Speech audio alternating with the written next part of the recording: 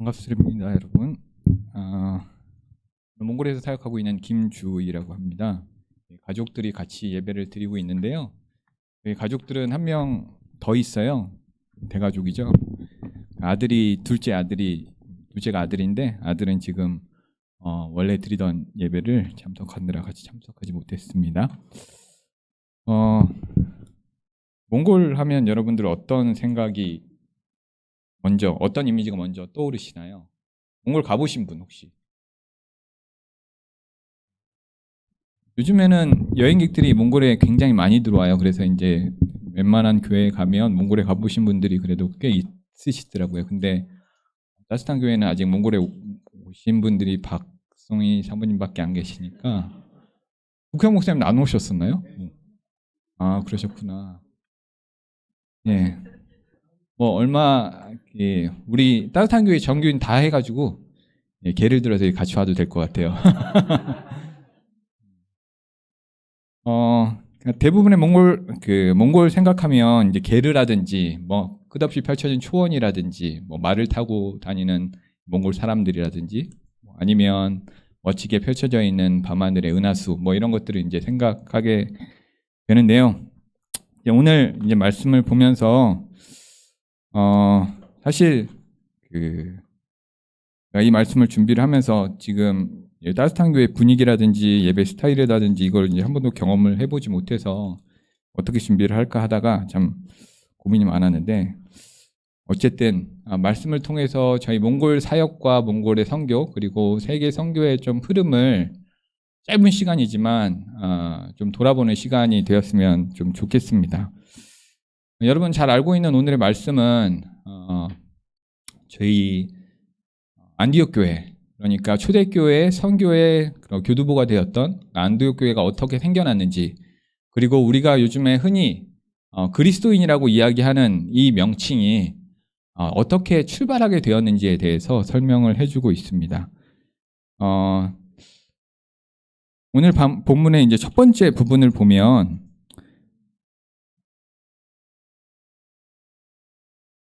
그때 스데반의 일로 일어난 환란으로 말미암아 흩어진 자들이 베니게와 구브로와 안디옥까지 이르러 유대인에게만 말씀을 전하는데 라고 이야기하고 있습니다. 예루살렘 교회가 처음에 세워지죠. 사도행전을 쭉 보다 보면 오순절이 강림하고 예루살렘에 이제 교회가 탄생하게 되는데 3,000명이 믿어서 예수님께 나오는 경우도 있고, 베드로의 설교를 듣고 5,000명이 또 예수님께 나오는 그런 놀라운 역사들이 있었어요. 근데 6장 마지막 부분과 7장에 들어가면 스데반이라는 집사로 세워진 7 집사 중에 한 사람인 스데반이라는 사람이 설교를 했는데 예전처럼 3,000명이 믿고 5,000명이 믿고 이런 일이 벌어지지 않는 거예요. 어떤 일이 벌어졌는지 아는 사람, 우리 어린이들 중에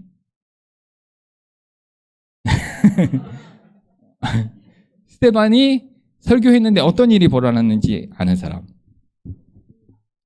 그래. 당연한 거야. 선교사님도 어렸을 때 몰랐어.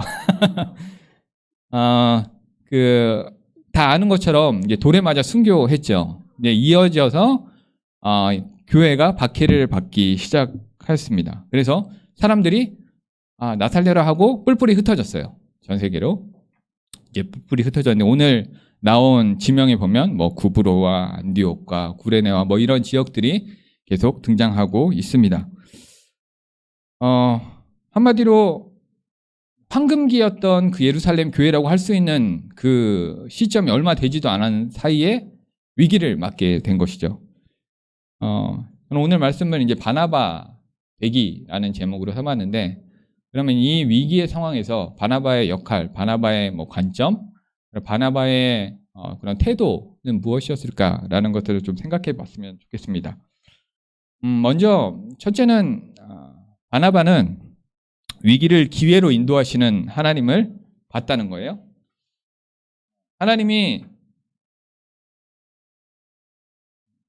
물론 하나님이 그 일을 주도적으로, 하나님이 그 교회를, 사랑하는 자녀들의 교회를 핍박하진 않았죠. 상황이 그런 어려운 일들이 생겼어요. 근데 바나바는 어떻게 했냐면 예루살렘 교회에서 파송을 받고 거기에서 하나님의 뜻을 발견했다라고 나오고 있어요. 제가 이제 몽골 선교사니까 몽골의 예를 들면 슬라이드 한번 제가 이거 넘기면 될까요? 네. 어린이들에게는 조금 복잡한, 예. 맞아. 막대 그래프야. 이건 몽골 그림이에요. 제가 슬라이드 쓰는 걸 깜빡해가지고. 몽골 한국 사람들한테는 저런 포르공을 타는 게 로망이 있다 그래요. 어쨌든. 몽골 교회 성장률을 보면, 1990년도에 굉장히 배로 이렇게 급속하게 성장하는 것들을 이제 볼 수 있고요. 차츰차츰 급속히 기독교 성장률이 떨어지게 됩니다. 박송희 사모님을 처음 만난 거는 이때 95년, 2000년도 이때 이제 처음 만났는데 어쨌든 이런 위기들이 왜 몽골 선교 가운데 찾아왔을까? 보면 선교사님들이 몽골이 복음이 들어오게 된 배경을 보면 소련에 이어서 두 번째 공산주의 국가가 되었거든요. 이제 공산주의 국가가 되었다가 사회주의가 이제 공산주의가 무너지면서 그 틈을 그 정치적인 공백기에 선교사님들이 이제 많이 들어오게 됐어요. 그래서 많이 어려운 이웃들도 돕고 또 고아원이라든지 NGO 사역이라든지 이런 일들을 하면서 그때 교회에 많은 성도들이 이제 모이게 되었죠. 그렇게 이제 성장을 했는데 2000년도, 2005년도 계속해서 교회가 차츰 쇠락하고 있고 또 교회 성장이 멈추게 되었습니다. 최근에 이제 몽골에 가보면 정책이나 정부의 방향이나 이런 것들을 봤을 때도 교회가 너무나 사역하기 어려운 상황에 지금 처해 있어요. 더더군다나 몽골 사람들이 교회에서 해주는 것보다 정부에서 해주는 것 아니면 교회에서 찾는 그러한 기쁨과 진정한 즐거움보다 이 세상에서 찾는 그러한 즐거움에 현혹이 되어서 마음을 많이 뺏기고 있어요. 사실 한국교회도 마찬가지인 것 같아요. 한국교회는 참 세계를 놀라게 할 정도로 굉장히 급속한 복음화를 이루었고 미국 다음으로 선교사들을 많이 파송한 나라라고 자랑을 해왔었죠. 한때는 한 해에 3,000명이라는 사람들을 선교사를 파송을 하기도 했었어요. 3,000명에 가까운 2,800명인가 되는 선교사들을 파송하기도 했어요. 그런데 최근에는 작년 파송된 선교사 수가 작년인가 재작년인가 45명이었어요. 100명 채우기도 어려운 그러한 상황이었어요. 그럼에도 불구하고 하나님이 선교는 과연 이루어지고 있을까? 몽골 선교가 꽃을 피우기도 전에 2010년도에 2.1%였는데 2020년도에는 1.4% 오히려 역성장을 했죠. 하락을 했죠. 그리고 2010년도 통계는 성인만 기준으로 했기 때문에 이때 5%를 달성을 했다라고 이야기하는 사람도 있어요. 근데 2020년에는 아이들까지 포함을 해서 1.4%니까 굉장히 반의 반토막이 난 수치이죠.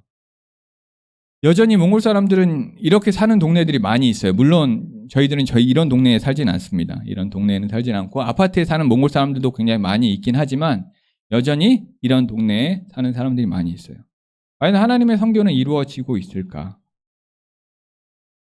오늘 말씀을 보면 예루살렘에 박해가 일어났죠. 핍박이 일어났죠. 고마워. 쉬운 말로 할게.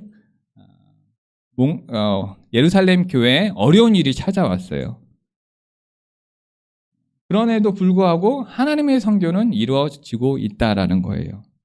암울한 상황이었지만 예루살렘 교회가 흩어지니까 더 이상 하나님의 선교는 끝났어. 선교는 이걸로 끝이야 라고 하나님의 일이 더 이상 이어질 것 같지 않은데 예루살렘 교회만 보면 쑥대밭이 된 것 같은데 세계적으로는 하나님이 그 땅을 다스리고 계시고 그 사람들을 통해서 곳곳에 하나님의 역사를 이루어가고 계셨다는 거예요. 오늘 말씀을 보면 23절에 그가 이르러 하나님의 은혜를 보고 기뻐하여라고 이야기하고 있어요. 우리는 바나바 같은 시각이 필요한 것 같아요. 지난 3년 동안 이어지고 있는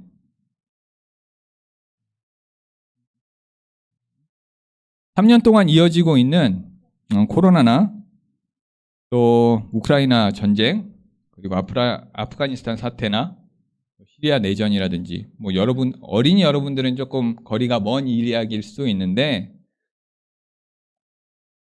그것을 통해서 과연 하나님의 선교가 막혔는가, 오히려 극복되고 돌파된 부분들이 있다라는 거죠. 왜냐하면 난민이 시리아에 묶여 있을 때 혹은 자국에 묶여 있을 때는 복음이 전해지지 않았는데, 이제 난민이 나오게 되니까 그들에게 복음을 전하는 그런 러시 현상들이 계속해서 일어나고 있다라는 거죠. 중국의 2018년도에 삼자교회가 폭파되는 영상들을 여러분 보신 적이 있을 것 같은데,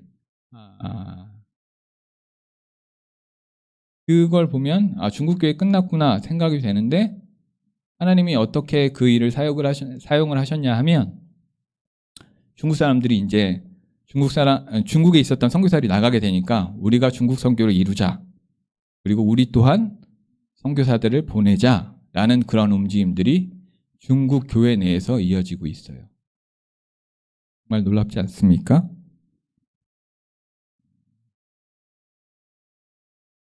우리도 마찬가지예요.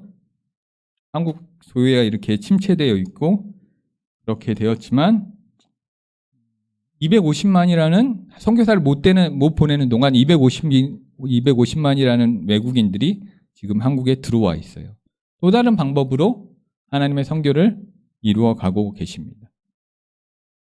그리고 교회가 요즘에 참 욕을 많이 먹잖아요.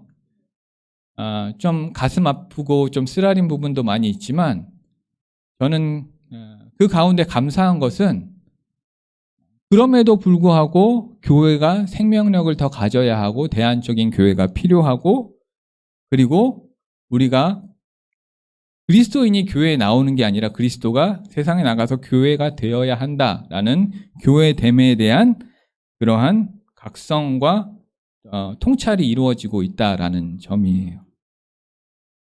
그래서 우리는 바나바처럼 계속해서 하나님께서 일하시고 계신다는 사실을 듣고 기뻐할 수 있는 은혜가 있었으면 좋겠습니다.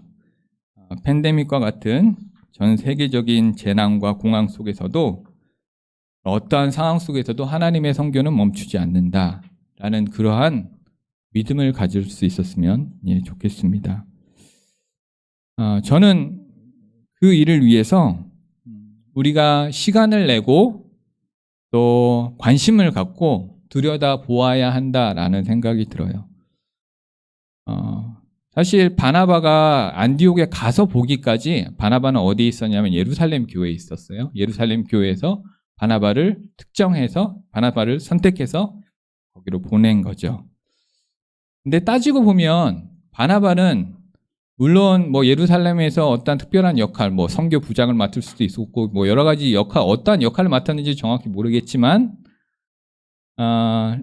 그 사도행전 4장을 보면 바나바가 레위인 출신이었고 구브로 출신이었다라고 이야기하고 있어요.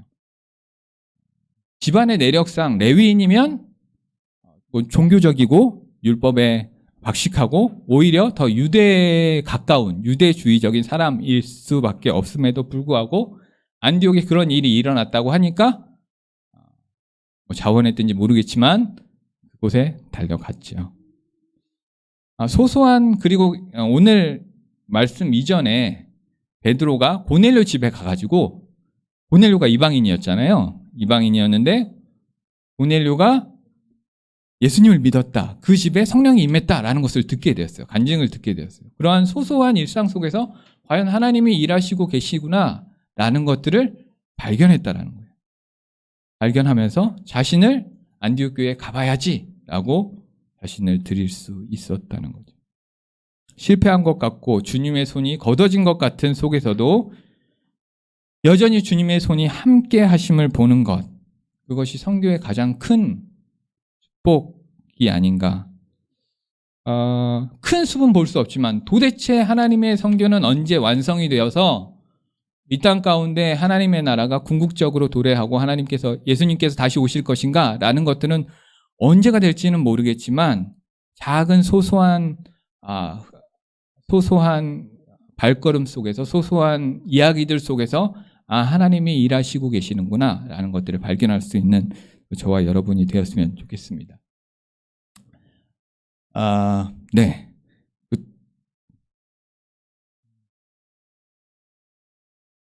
두 번째는 자기 자신을 있는 그대로 드렸다는 거예요. 오늘 말씀에 보면 23절에 다시 한번 볼게요. 그가 이르러 하나님의 은혜를 보고 기뻐하며 주의 모든 사람들에게 굳건한 마음으로 주와 함께 머물러 있으라 권하니 바나바는 착한 사람이요 성령과 믿음이 충만한 사람이라. 이에 큰 무리가 주께 더하여지더라.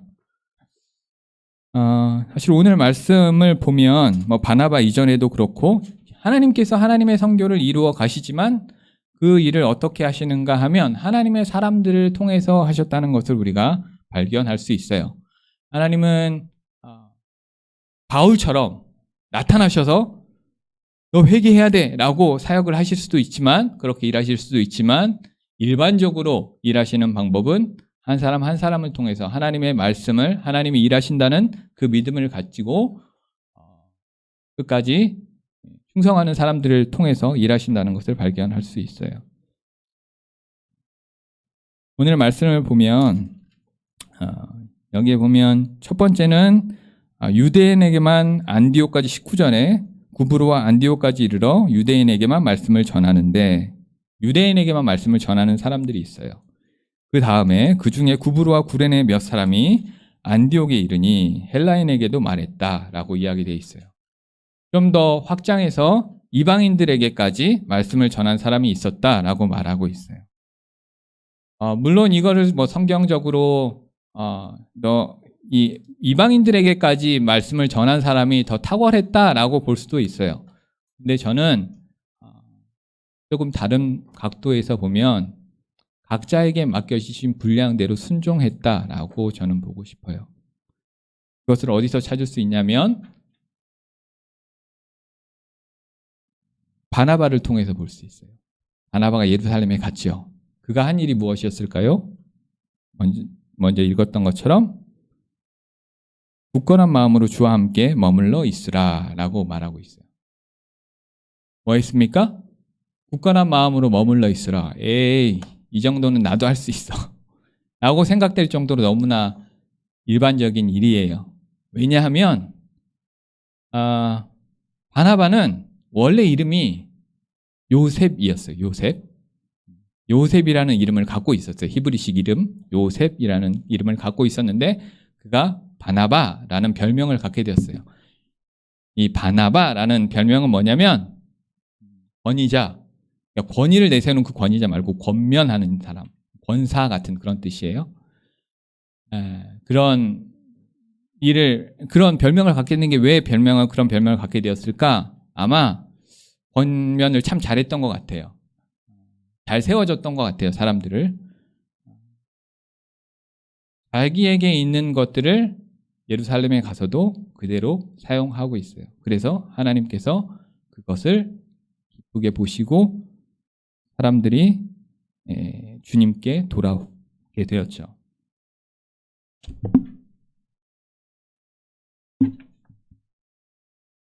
여러분들에게 있는 것이 무엇일까 생각해 봤으면 좋겠습니다. 저는 제 슬라이드 좀 띄워주시면 2017년도에 몽골에 다시 갔어요. 2017년도에 몽골에 이제 다시 갔는데 이제 가게 된 배경이 뭐냐면 한국에서 한 7년 동안 머물고 있었어요. 한국에서 1차적으로 몽골에서 5년간의 사역을 마치고 몽골에 가기까지 한국에서 선교사 훈련하는 일들을 이제 계속 하고 있다가 몽골에 이제 가게 됐는데, 그때 주셨던 마음은, 쿨링은 뭐였냐면 와서 사역할 교회에 목회자가 필요하다라는 거예요. 그리고 교회 옆에 교육관이 있는데 교육관에서 함께 섬길 사람이 필요하다라는 거였어요. 그때 저는 하나님께서 일하시고 있구나라는 생각 가운데 하나님께서 말씀하고 계시는구나라는 그러한 기도 가운데 결정을 했어요. 그러면서 들었던 마음이 무엇이었냐면 사실 여기서 이주민 사역, 그 선교 훈련 사역을 하기 직전에 한 2년 정도 이주민 사역들을 몽골인 이주민 사역들을 할 기회가 있었어요, 저에게.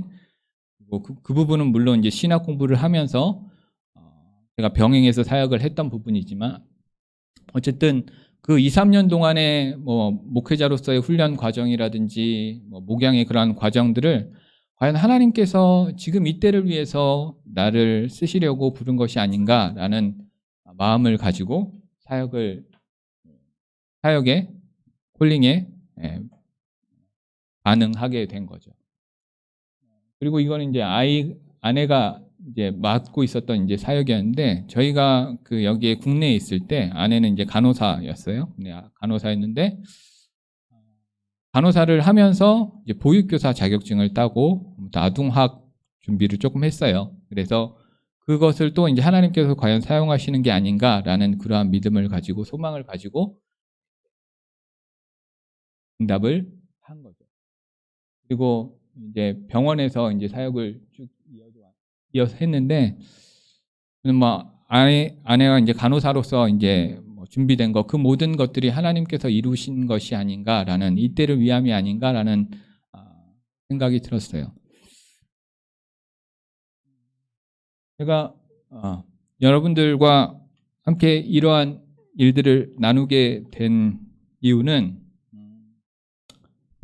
하나님께서 지금까지 지금을 위해서 과거에 또 준비시켰고 나를 어떠한 특정한 유일한 사람이 되게 하셨다는 거예요. 바나바가 평소에 가진 강점이 거기에 가서 사용되어졌던 것처럼 우리가 가지고 있는 강점이 하나님께서 부르실 때 사용된다는 거예요. 어린 여러분들 잘 열심히 공부하고 또 부모님 말씀에 순종해야 하는 이유는 여러분들을 하나님께서 그렇게 특별한 사람으로 보고 계시기 때문이에요. 여러분들에게 있는 강점이 있어요. 그것들이 나중에 하나님께서 예루살렘의 교회, 안디옥 교회에 바나바를 사용하신 것처럼 여러분을 사용하실 줄 믿습니다. 마지막으로 바나바의 사역은 바울을 부르는 것으로 통해서 꽃을 피우게 됩니다. 오늘 말씀을 보면 25절, 26절에 바나바가 사울을 찾으러 다소에 가서 만남에 안디옥에 데리고 와서 둘이 교회에 1년간 모여서 큰 무리를 가르쳤고 제자들이 안디옥에서 비로소 그리스도인이라 일컬음을 받게 되었더라 라고 이야기하고 있어요. 여러분 바울 잘 알아요? 네, 바울 잘 알죠? 근데 사실 바울이 되기 전에 어떻게 예수님을 만났는지 알죠? 바울은 원래 교회를 핍박하던 사람이었어요. 제일 처음에 스데반이 죽게 되었다는 이야기를 했잖아요. 그때 바로 옆에 바울이 있었거든요. 그건 뭐냐면 제일 먼저 앞서서 교회를 핍박하던 사람이었어요. 그러다가 예수님께서 부활하신 예수님, 승천하신 예수님이 바울에게 나타나셔서 왜 나를 핍박하느냐 그래서 예수님을 받아들이게 됐죠. 아무튼 그런 상황에서 예루살렘 교회가 바울을 믿어주지 않았어요.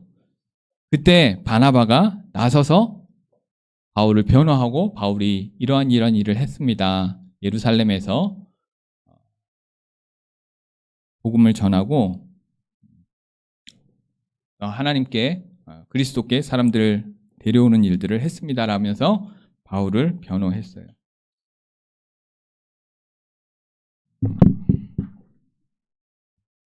바나바는 참 타인의 잠재력을 세워주고 겸손하게 동역하는 사람이었던 것 같아요.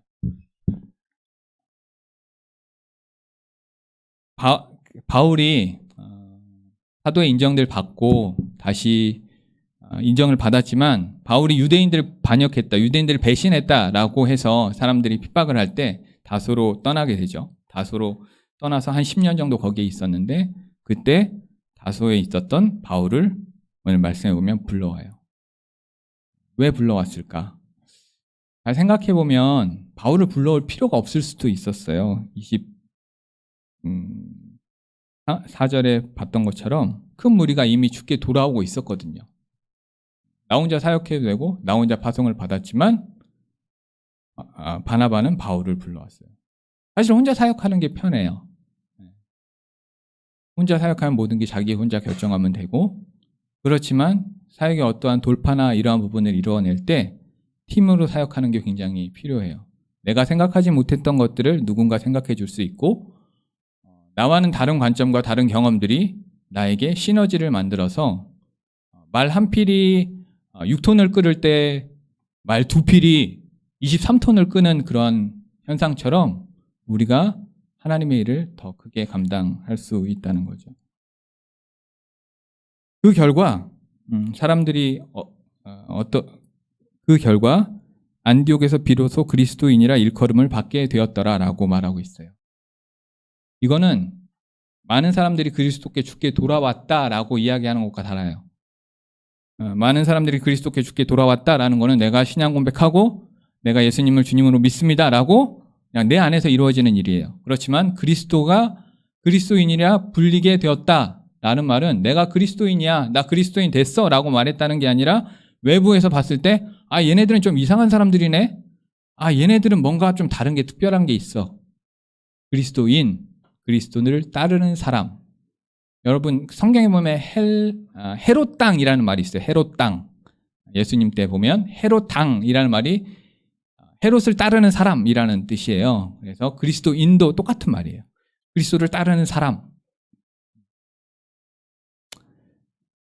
이렇게 함께 사역을 할 때 시너지가 만들어지고 내가 할 수 없었던 일을 돌파할 수 있다는 거죠. 저는 이 따뜻한 교회가 그러한 교회가 되었으면 좋겠어요.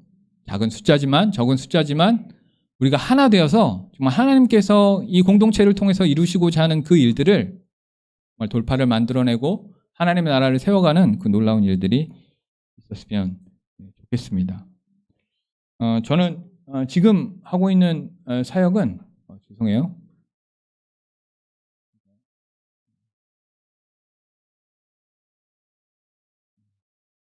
지금 몽골 목사님들하고요 같이 모여가지고 같이 그냥 이야기하고요, 그냥 고민 나누고 그리고 사역에 어떠한 어려움이 있는지 계속 피드백도 하고 코칭도 하고 이런 브란노 목회자 포럼이라는 사역들이 있어요. 목사님들하고 같이 사역을 하고 있고요.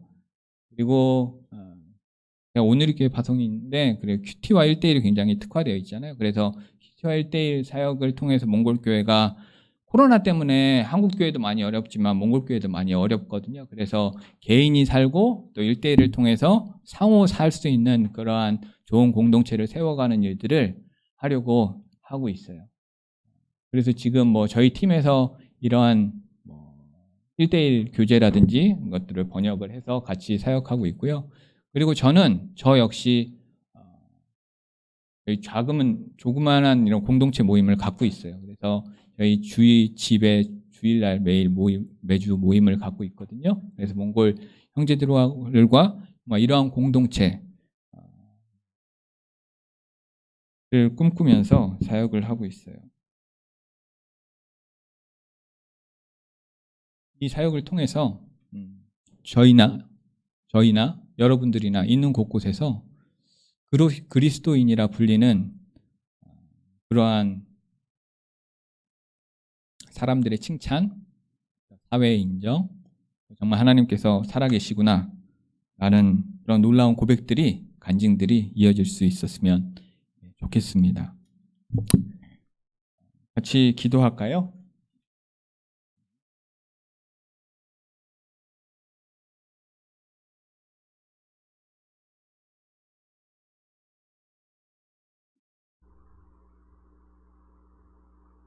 이 기도하기 전에 먼저 찬양 하나 하고 기도했으면 좋겠습니다.